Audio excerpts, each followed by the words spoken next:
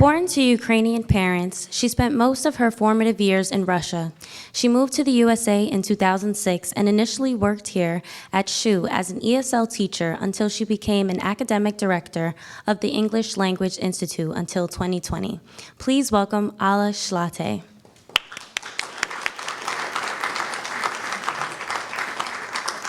Thank you.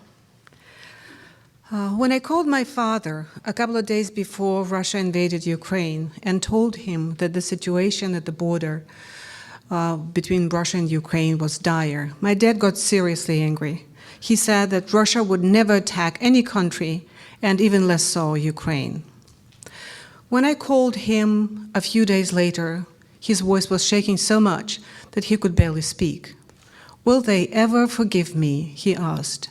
It turned out that his sister called him from Chernihiv when the first bombs exploded, and she was running to the bomb shelter along with hundreds of others.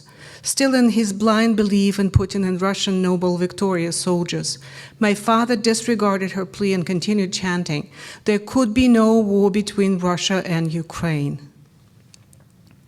Now, more than 3 years, hope not 3 years, 3 months into the war, I visited my aunt, cousin, and her children in Brussels, Belgium, where they found safety after they escaped Ukraine. And this is what they told me. They started their journey from Chernihiv under the bombs exploding all around them. My 82-year-old aunt, Lyudmila, her 40-year-old daughter, Victoria, and her 3 children, 16, 10, and 8. There were 24 people in the bunker where they found shelter, and there was only one bathroom. When her friend in the bunker heard that Victoria was going to escape when they ran out of food, she begged my cousin to take her and her little son along. So there they were, 7 scared-to-death people in one Subaru Forester, making their way to safety. They had no idea which side was bombing them, Russians or Ukrainians, nor could they predict whose tanks were coming full force at them. All Victoria did was tell the children to duck and press the gas pedal.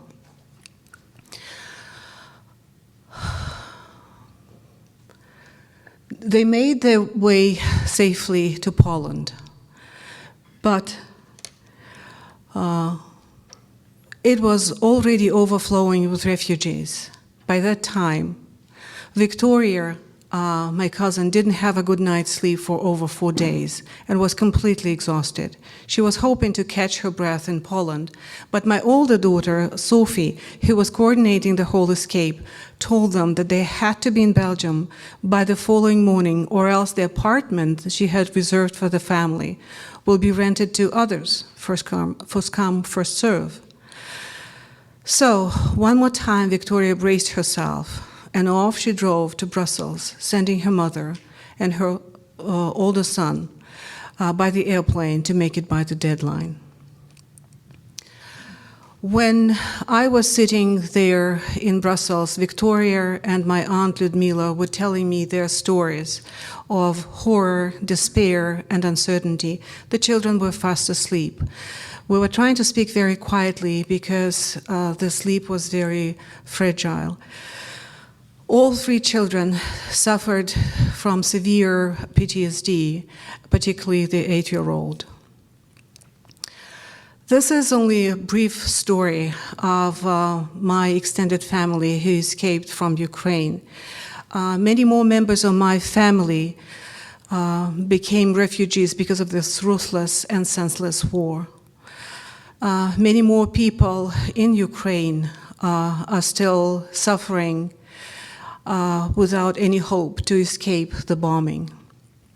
Their life is in danger at this very moment. This is why your support is priceless, and I thank all in attendance in advance for your generosity in helping the good people of Ukraine. Thank you.